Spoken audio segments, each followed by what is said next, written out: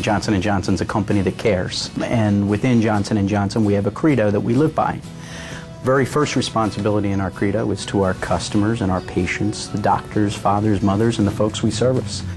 One of our responsibilities at Johnson & Johnson Healthcare Systems is to service the customer through our supply chain services.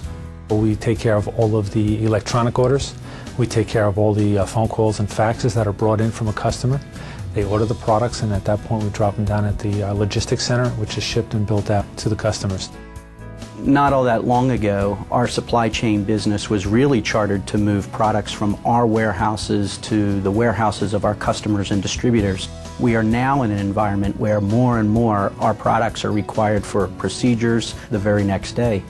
So it's critical for us that we may get a phone call up to 9 o'clock at night, and at that point we still need to have the product in the doctor's hands at 10:30 the next morning. The way we look at it from JJHCS is, no matter what product it is, if there's a loved one on the table that needs this product, that's the way we try to handle this.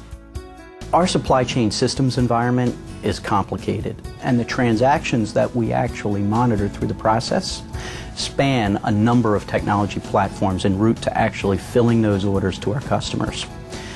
We needed the ability to be able to trace those transactions at each stage in their life cycle through the process. And more importantly, we needed to understand where the potential pain points or disruption points would be in the process. And that's where webMethods Optimize comes into play. So there was a mind shift, if you will, or transformational thought process that everyone was not just measuring the one component, but let's measure end to end. And that's a different way of thinking about the business, is from the time the placement of the order goes in to the time it gets shipped to the customer. That's critical. That's the end result. That's the only measurement that really matters. The benefit that's been realized is directly to our customers. They have a much better understanding of exactly where their order is at any stage in its evolution.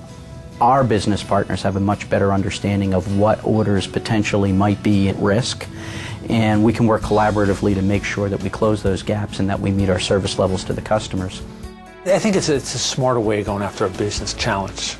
It also moves our effort not into the reactionary mode, but actually putting our resources more toward the proactive and providing a better customer service.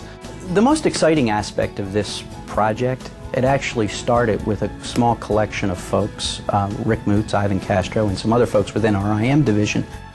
From their unique perspective on how the supply chain operates, witnessed these outages and actually proactively looked for opportunities to apply technologies that would actually benefit the customer and our business partners. Today, when I report to the board on our uptime metrics, I'm very glad to say that we are exceeding goals for the uptime availability of the systems. I'm delighted with the outcome. I think it's a great example of what we can do as individuals from our own chairs to make a contribution to the business and to make all of our business processes operate at a higher level.